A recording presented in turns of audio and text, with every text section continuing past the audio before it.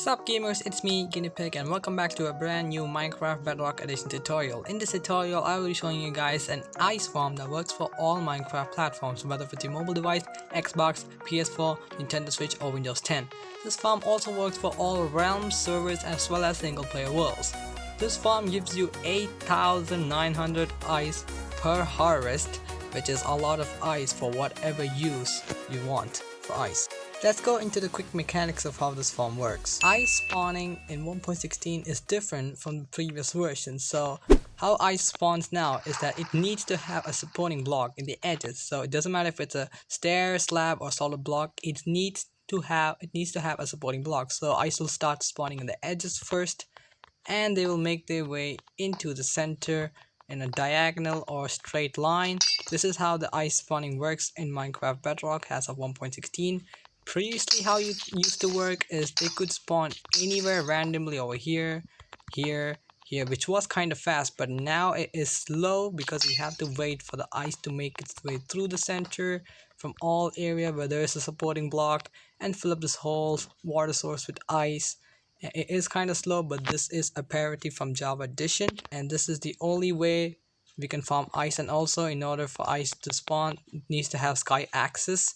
That is also important. If any source of solid block is on top, then ice will not spawn. This is important for ice spawning. It needs to have a supporting block. Doesn't matter if it's a stair, slab or a solid block. There should be water source around it. Also, it needs to have sky access. These are the most important things for ice farm to work. Let's go into the rate of the farm, shall we? This is how much you get per harvest, like only one harvest. I only did one harvest because me doing this for 1 hour will definitely take a lot of time.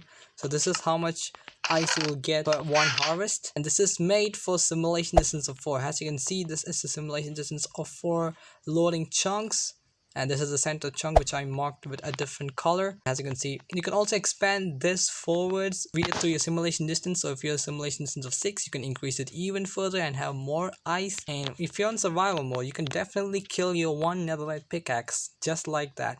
If you would love to test this farm before you build it in your survival worlds, a world download is provided down in the description below. It is a direct link to Mediafire, and also materials list is provided down in the description below for your convenience. And let's get right into the tutorial. This farm should be built in a cold biome. This is really important that it should be built in a cold biome because ice will only spawn if you are in a cold biome.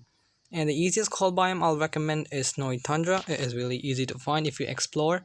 And if you're unable to find a snowy tundra biome, you can go ahead and check in chunk base. Link will be down in the description below. It will save you a lot of time rather than searching in survival mode.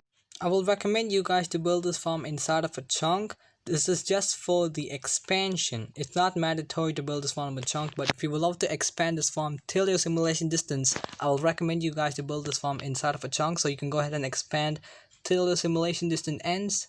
So this is an option if you would love to expand it. It's not mandatory. Like I said, it's not mandatory, but if you would love to expand it, go ahead and build a farm inside of a chunk. I'm only building one module because it's the exact same for the expansion as well. Like to build the another one, the left side, right side, whatever direction is the exact same. I'm only building one module now. First of all, go ahead and choose the build height where you want to build. You can go ahead and build at any layer, but make sure there is sky access. There should be no form of solid blocks on top. Is really important. Once you have found that, go ahead and start placing stairs in the edges like this. Once you have made your way to the edge, go ahead and grab your solid blocks, place it over there, and do the same expansion with stairs like this, and do this all the way around. Once done, it should look something like this. Now make sure your base platform is made out of something which is not stone. The reason that it should be made out of something which is not stone is because your pickaxe might accidentally break the platform. Like if you're using stone, then you might break it, which you don't want, and the water might leak down and you might have so many issues then. Now I'll recommend wool because wool is really easy to gain, and also you can use wood as well, which the pickaxe might not break faster, but wool is really cheap. Wood is kind of expensive, and wool is really easy to gain because you can just build a wool farm and it is pretty simple. Once done, it should look something like this. Now you have to build an infinite water source. Now, infinite water source is really easy to build. All you have to do is just place solid blocks like this. Now make sure that you place solid blocks on top as well. In the 2x2 you have to place solid blocks so the infinite water source does not turn into ice. The solid blocks will prevent your infinite source from being ice, so you can go ahead and pick this up. I am in creative mode, so I do not need this, but you will definitely be building in survival mode, and you need to build it correctly so your infinite source does not turn into ice.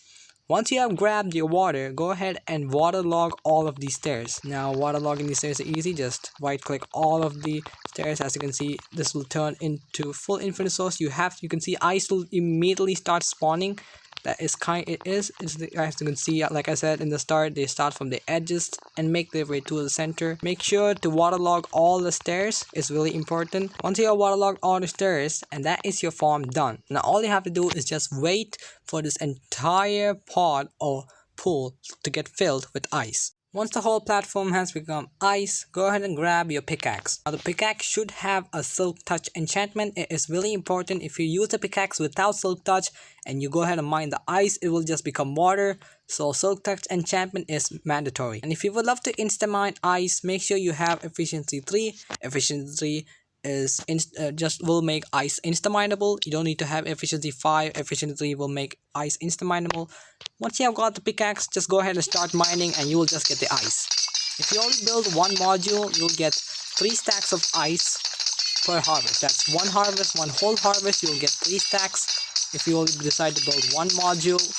And if you expand this, you'll get even more ice. As you can see, I got 3 stacks plus 4 ice. That is just one whole harvest once the whole platform has become ice. And you can see after when that whole ice is gone, again ice starts to spawn. As you can see, it just spawned and it will just become the entire flood of ice, and you can go ahead and mine and you will get 3 stacks again if you decide to only build one module. Now if you would love to expand this farm, like I said, make sure that you build it inside of a chunk and go ahead and replace the stairs with slabs, so you can go ahead and make the another platform ice as well. Because if you use stairs, then only one side will be water, one side the water will flow. If you use slabs, both the sides, the left as well as the right side, the water will flow. So slabs, just replace the stairs with slabs, and each simulation distance will make more ice. So this is a simulation distance chart. You can go ahead and take a screenshot of it if you would love to. I'll just give you a bit second so you can go ahead and pause the video.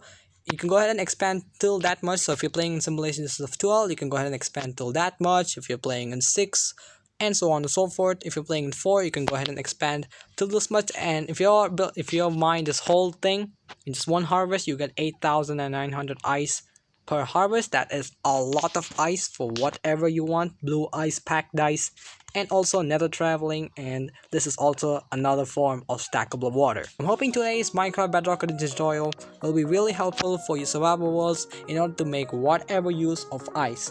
If you have enjoyed, make sure to leave a like, and also don't forget to subscribe with post notifications all, so you'll be notified whenever I upload a video. And also make sure to share this video to other Minecraft players. That will really mean a lot to me, and I'll be seeing you guys in the next tutorial and next video. Adios.